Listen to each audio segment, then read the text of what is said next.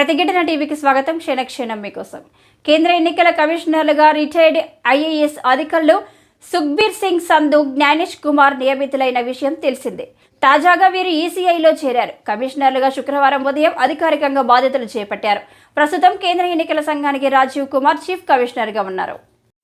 కమిషనర్గా ఉన్న అనూప్ చంద్ర పాండే గత నెలలో పదవి విరమణ చేయగా, మరో కమిషనర్ అరుణ్ గోయల్ ఇటీవలి అనూహ్యంగా రాజీనామా చేశారు. దీంతో కొత్త కమిషనర్ల నియామకం అనివార్యమైంది. గురువారం ప్రధాని మోదీ నేతృత్వంలో సమావేశమైన కమిటీ కొత్త కమిషనర్లుగా సుఖ్బీర్ సింగ్ సంధు, జ్ఞానేష్ కుమార్లను ఎంపిక చేసింది. ఈ మేరకు గురువారం కేంద్ర న్యాయశాఖ నోటిఫికేషన్ జారీ చేసింది. తాజాగా వీరు కేంద్ర ఎన్నికల కమిషనర్లుగా బాధ్యతలు చేపట్టారు.